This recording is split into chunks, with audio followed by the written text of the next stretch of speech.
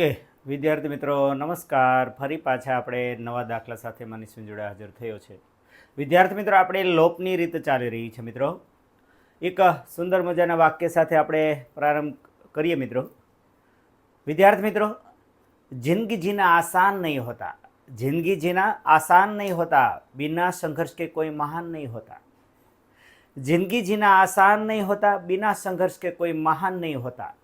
जब तक ना पड़े हथौड़े की चोट, जब तक ना पड़े हथौड़े की चोट, पत्थर भी भगवान नहीं होता, पत्थर भी भगवान नहीं होता.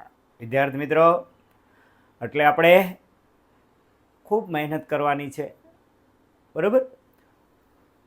આજે મહેનત અને કાલે સફળતા.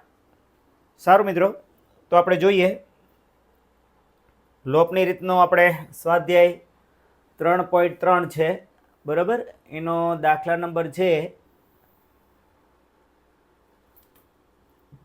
બરાબર ત્રીજો છે, બરાબર? સ્વાધ્યાય 3.3 એનો દાખલા નંબર ત્રીજો. લોપની રીત આપણે ચાલી રહી છે. આદેશની રીત તો તમને આપણે આની અગાઉ કરાવી છે, એટલે એ પ્રેક્ટિસ કરી નાખવાની, બરાબર?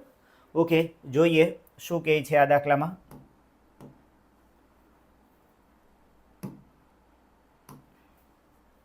વિદ્યાર્થી મિત્રો, પહેલું આપણું સમીકરણ આવું છે 3x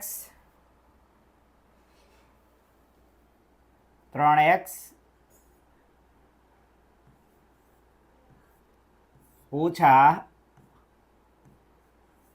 5y ઓછા 4 બરાબર 0. અને બીજું સમીકરણ આવું છે 9x બરાબર 2y વત્તા 7. વિદ્યાર્થી મિત્રો, લોપની રીતમાં આપણે શું કરીએ છીએ કે ભાઈ એક્સ અને વાય વાળા પદ ડાબી બાજુ હોય, જે બાકી અચળ પદ જમણી બાજુ, તો પહેલામાં આપણે ઓછા 4 ને પહેલી સાઈડ જવા દેવા પડશે, બરાબર? જોઈએ તો શું કરીએ આપણે. તેથી આમ કરીએ 3x ઓછા 5y અને ઓછા 4 પહેલી સાઈડ ગયા, ઓકે, એટલે વત્તા 4. એક્સ અને વાય વાળા પદ ડાબી બાજુ રાખવાના, અચળ પદ છે જમણી બાજુ, ઓકે. એટલે સમીકરણ આપણું તૈયાર થયું, લોપની રીત માટેનું સમીકરણ તૈયાર થયું. પણ બીજા સમીકરણમાં શું કરીશું?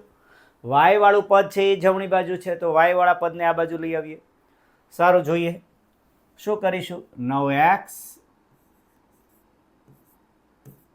ઓછા 2y બરાબર 7. ઓકે, હવે આ સમીકરણને આપણે નામ આપી દઈએ. ઓકે મિત્રો, હાલો આને નામ આપીએ કે ભાઈ આ આપણું સમીકરણ પહેલું છે, આ કયું છે? બીજું છે. ઓકે મિત્રો, આ રીતે આપણે કામ કરવાનું છે મિત્રો. ઓકે મિત્રો, તો હવે લોપની રીતે આપણે ગણવાનો છે. બંને સમીકરણ બાજુમાં લખીએ એટલે વધારે ખબર પડે, બરાબર? એક્સ વાય વાળા પર ડાબી બાજુ આવી ગયા, અચળ પર જમણી બાજુ. એક્સ વાય વાળા પર ડાબી બાજુ, અચળ પર જમણી બાજુ. સારું, જોઈએ શું કહે છે. તો બંને સમીકરણો બાજુમાં લખું તો મને ખ્યાલ પડે કયો સહગુણક સરખો કરવો પડે. હાલો, ઓકે. 3x ઓછા 5y બરાબર 4. પછી 9x ઓછા 2y બરાબર 7. ઓકે, સારું, આપણું આ પહેલું છે, બરાબર? આ કયું છે? બીજું. હવે મિત્રો, આપણે કયા સહગુણો સરખા લાવવા છે, બરાબર? એ વિચારી લઈએ. જો વાયના સહગુણો સરખા લાવવા હોય શું કરાય? નીચે 2 છે તો ઉપરનાને 2 વડે ગુણાય, ઉપર 5 છે તો નીચેનાને 5 વડે, એમ વાયના સહગુણો સરખા થઈ શકે. પણ આપણે એક્સના સરળ પડશે. શું કામ ભાઈ? અહીંયા 9 છે, અહીંયા 3 છે, અહીંયા 9 છે, અહીંયા 3 છે, તો ભાઈ 3ને કેટલા વડે ગુણીએ તો 9 આવે? તો 3 વડે. તો સમીકરણ 1ને આખાને આપણે કેટલા વડે ગુણી નાખવાના? 3 અને બીજાને 1 વડે. તો લખીએ આપણે. સારું, કે ભાઈ આને ગુણ્યા આપણે કેટલા કરીએ? 3 કરીએ, અને આને ગુણ્યા કેટલા કરીએ? 1. રેડી મિત્રો? તો કયા સહગુણક આપણે સરખા કરી રહ્યા છીએ? એક્સના. ઓકે મિત્રો, કારણ કે એ સરળ છે, કારણ કે માત્ર એક જ સમીકરણ આમ તો ગુણવાનું થાય, એક વાળું તો ઓકે કોઈ ગુણવાની જરૂર નથી, પણ આપણે લખીએ છીએ. ચાલો લખીએ કે ભાઈ સમીકરણ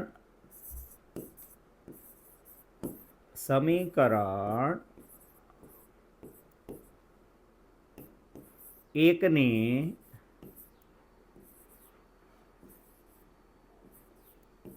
3 વડે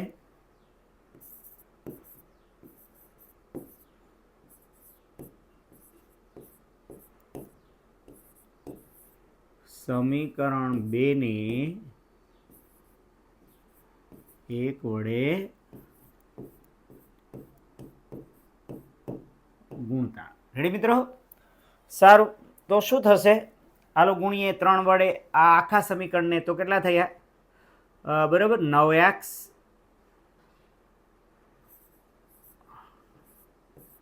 ઓછા 3 પંચા 15y બરાબર 3 ચોક 12. રેડી મિત્રો? આખા સમીકરણને આપણે 3 વડે ગુણી નાખ્યા. હવે બીજું સમીકરણને 1 વડે, તો એનું એ જ રહેશે. 1 વડે ગુણાકાર એટલે કયું રહેશે? x 9x ઓછા 2y બરાબર 7. હવે મિત્રો ખાસ જોઈ લ્યો, અહીંયા મિત્રો અહીંયા શું જોવાનું છે કે ભાઈ જેના સહગુણક સરખા છે એના ચિહ્ન વિરુદ્ધ છે, એ જોવાનું રહે ને.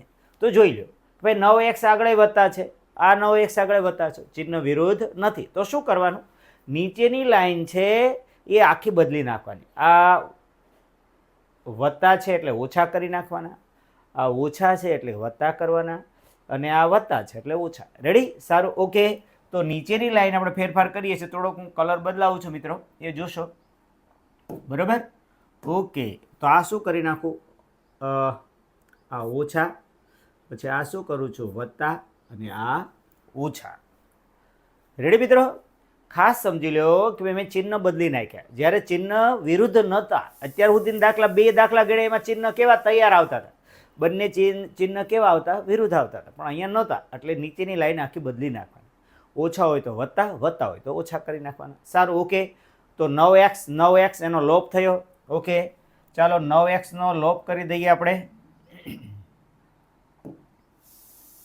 ઓકે, તો આનો શું કરીએ આપણે?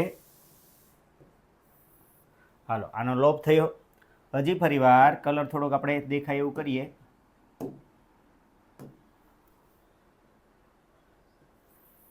બરાબર? આનો લોપ થયો. ઓકે, સારું. હવે શું કરીએ મિત્રો? અહીંયા -15y ને +2y. આ -15y જો ખાસ સમજી લો, -15y અને +2y. તો શું થયું? બે ચિહ્ન જુદા જુદા છે. બરાબર? અને સરવાળા બાદબાકીનો સંબંધ છે. 15 માંથી 2 જાય એટલે કે 13, પણ -13y. બરાબર? મોટા આગળ જે ચિહ્ન હોય એ આવશે. બરાબર? -13. જો બે ચિહ્ન જુદા જુદા હોય તો બાદબાકી થાય. 15 માંથી 2 જાય તો 13, અને મોટાને માન એટલે -13y. કેટલા આવ્યા ભાઈ? -13y. અહીંયા કેટલા થયા? 12 માંથી 7 ગયા એટલે 5. ઓકે, તો આવી રીતે આવ્યું મિત્રો. ઓકે, તેથી -13y બરાબર 5. તેથી y બરાબર 5/13. આ ગુણાકારમાં છે. બરાબર? આ 13 કેવા છે એટલે માઇનસ, અને આ માઇનસ ચિહ્ન ઓકે વચ્ચે લખી નાખો. ઓકે, સારું. હવે આને આપણે બોક્સમાં મૂકી દઈએ મિત્રો.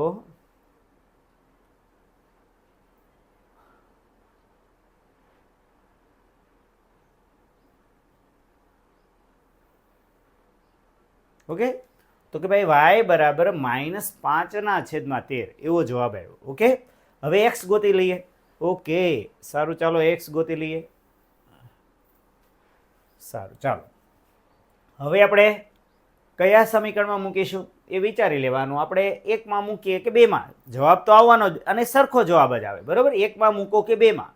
બરાબર? પણ અંકો નાના હોય તો એમાં આપણે મૂકીએ, તો 1 માં મૂકીએ. ચાલો, એટલે કે ભાઈ આ ક્રમ આપણો આવ્યો. કેટલામાં આવ્યો ભાઈ? ત્રીજો. બરાબર? હાલો, 3 ને ક્યાં મૂકતા? 3 ને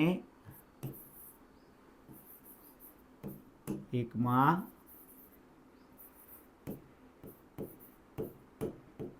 મૂકતા. ચાલો, હું શું થયું? 3x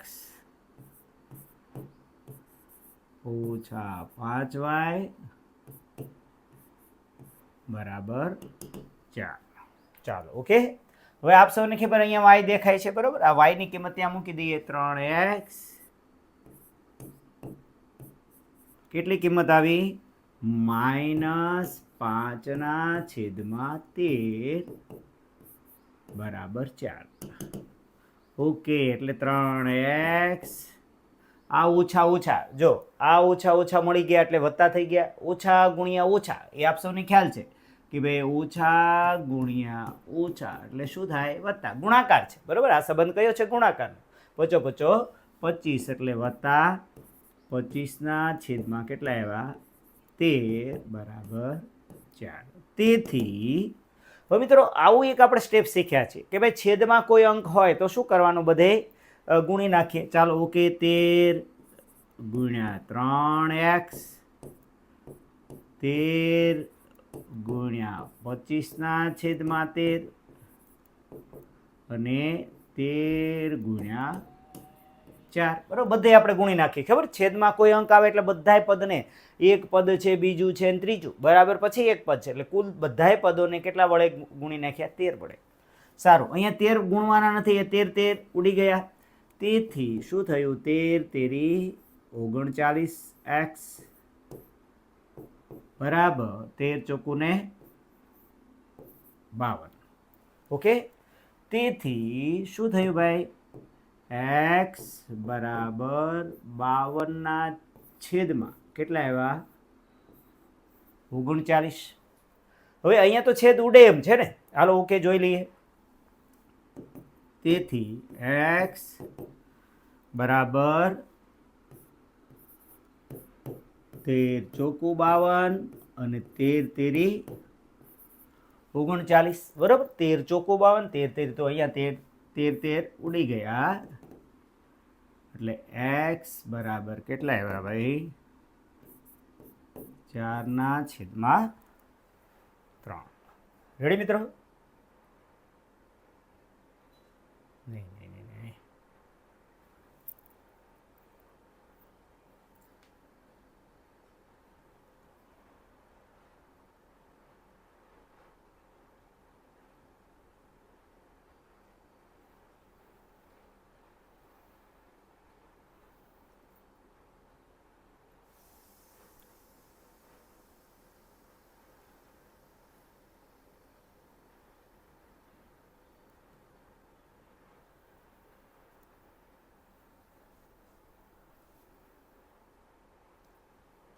ઓકે મિત્રો, તો હવે શું આવ્યું ભાઈ? 13. જો અહીંયા જેટલા પદ છે બધાને કેટલા વડે ગુણ્યા? 13. તો કેટલા થયા? 13 તેરી 39x બરાબર, વત્તા કેટલા થયા? અહીંયા 25 બરાબર 13 ચોકું ને 52. ઓકે, સારું. તેથી શું કરીશું? 39x પછી આ 25 ને પેલી સાઈડ જવા દો એટલે શું થાય? તેથી શું થયું?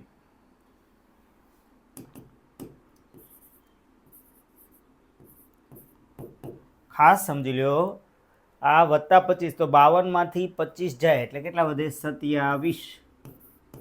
ઓકે, તેથી x બરાબર 27/39. તેથી x બરાબર 9 તેરી 27 અને 13 તેરી 39. 3 3. તો x બરાબર કેટલા આવ્યા? 9/13. ઓકે, સરસ. ચાલો આની પર બોક્સ મૂકી દઈએ આપણે. ઓકે મિત્રો, તો આ રીતે x અને y ની કિંમત આવી. બરાબર, નીચે લખવાની ટેવ તો પાડવાની છે મિત્રો. આમ બરાબર, આમ વિધાનવાળું લખવાનું. શું લખવાનું? આમ સમીકરણ યુગ્મનો ઉકેલ x બરાબર આટલા છે અને y બરાબર આટલા છે. રેડી? નીચે એ દાખલો એ રીતે પૂર્ણ કરવાનો રહેશે. ઓકે મિત્રો, તો આ રીતે તમારી સામે આ દાખલો છે એ ગણ્યો છે અને બરાબર પરફેક્ટ આ દાખલો તમે તૈયાર કરશો. ઓકે, થેન્ક યુ મિત્રો.